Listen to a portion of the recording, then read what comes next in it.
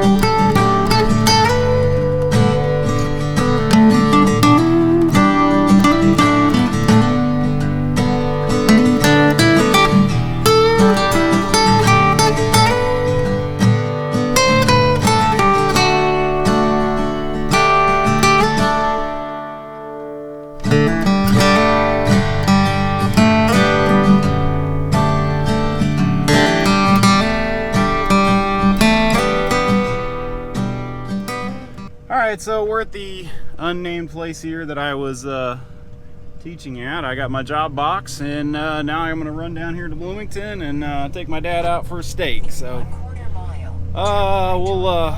we're in kind of a sketchy part of Indianapolis here, so I should probably pay attention and try and get the hell out of here without hitting anything, or goddamn, there's like tires and stuff just laying in the road here. This is kind of a ratty part of town. So, alright guys, so got my job box. I don't know if I'm gonna be able to show that place or not, because it's see if the video I took is recognizable or not. But anyway, it's not in the nicest part of Indianapolis. It's kind of like on, well, I probably shouldn't say where it is, but it's not in the nicest part of town, and it's really just kind of sad going there. Like in the mornings, like there's, you know, prostitutes out on the street, like, you know, just down the road from the place, and like you know, I was driving there today, and then there's like just two people just like beating the holy crap out of each other, like, and you know, there's other people out on the street and they're just walking around them like it's nothing. And then, you know, on the way out there, there's a lady, like an older lady, I would guess like in her 60s or 70s, like having a very heated argument with a lamppost. And yeah, she was not having a good time with that lamppost, and like she was, you know, like kicking the lamppost and screaming at it. And it's like, wow, all the things you don't get living in the country. It's like, man, what I don't know, it's just a pretty jarring going from where I live to you know, popping in down here and seeing stuff like that. Yeah, we don't really, I mean, I guess mental illness is still a problem there, but it's just not as out in the open as, you know, people living on the street and, you know, fighting a lamppost. We are north of Martinsville, Indiana here. I'm driving down to see my dad, in case this gets into a different video, for lunch. And yeah, I used to climb towers for Motorola, and I have, actually I can still see the antennas I put up there. I have been on top of this tower up here 3 or 4 times. I've put up a whole bunch of antennas on it, and I have actually dropped my cell phone off that top of that tower up there. It was an old Motorola V60, like the old flip phones. Yeah, it did not survive. But anyway, thought I'd share that with you. It was kind of cool, and it was enjoyable.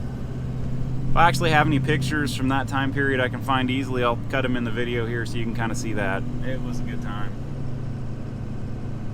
Right up there.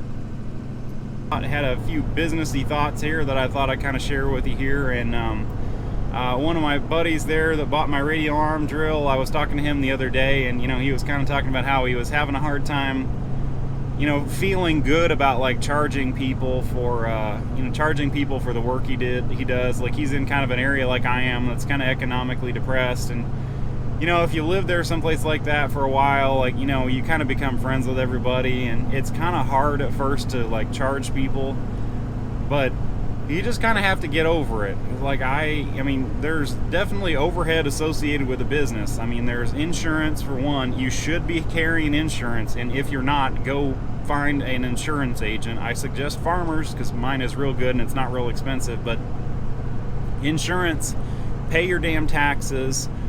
You know, like get your retail merchant certificate to where you can like pay your sales tax. Just do all of the stuff that makes you a legitimate business. Either file as an LLC, a corporation, or I just run as a sole proprietor just because it's a little bit easier. Should probably set up as an LLC. And also, you people out there that think that if you set up as an LLC, like you're bulletproof from having your personal assets protected from your business, that is absolutely not the case. I see that in a lot of like blue collar type forums where people are like, oh yeah, I got an LLC, you know, like they can't take my house. They absolutely can take your house if you screw something up. So make sure you have enough insurance to cover your butt should something bad happen. Like I think it's called piercing the corporate veil as far as that goes. I think that's the legal term. But yeah, they absolutely can come after your personal assets. Like that is absolutely not correct. Anyway, that being said, get your business ducks in a row before you ever start a business or anything like that. But kind of thinking about this lately, about how, you know, if I had to start over, like I've been having some equipment problems. Like my Miller Dynasty, which is not even a year old, blew up on a job and it's still down waiting on parts like a week later, so I'm not real happy about. The job I was at there, they had a brand new Miller Dynasty 800, had less than 30 hours on it by the time we were done with the class, and it died before the class was over. And then my Miller MaxStar 210, again, not even a year old, like the fan crapped out in it where I had to put a new fan in it, and I just did that one because I didn't want to have to send it in and have it down for, however long while they dicked around with it. But Miller's, I don't know, I've always had real good luck with Miller. I've had Synchro Waves, I've had, the Dial Arc HF way back when, and a bunch of their other products. But I've kind of been looking at other equipment. I've been looking at Fornius and then ESOB and kind of some other equipment there, and it's kind of got me thinking, like, if I sold all my crap and started over at this point, like, what direction would I go? Like, what equipment would I buy? Because, like, I have like 5 or 6 engine drives at this point, and I haven't had to change the oil on a single one of them in the last year because I just don't run them as much. And I kind of am thinking, like, shit, I should really get rid of some of this stuff. My Lincoln Vantage was a great machine, and I love that it has big aux power, but like I'm definitely, it's getting fixed here, and then I'm gonna sell it. Like, I don't need it. I may sell my SA250. I really like my SA200. I have way too much money sunk into it, and it's a cool machine, so I may keep it just kind of on the coolness factor. But like, it's a lot to maintain, like just in oil and oil changes and equipment maintenance. Like, it's been a pretty significant cost this year. So, and then you got to insure all that stuff. So it's kind of been I'm kind of looking at paring down, like, what do I actually need for the business rather than just kind of what do I want and what is cool.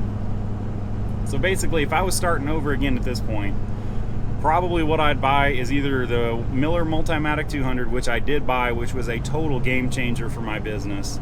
That first year I had it, I made more money with that machine than I did with any of the engine drives I'd had for the couple years before I bought that machine. It was a total game changer as far as the type of work I did and the amount of money I was able to bill.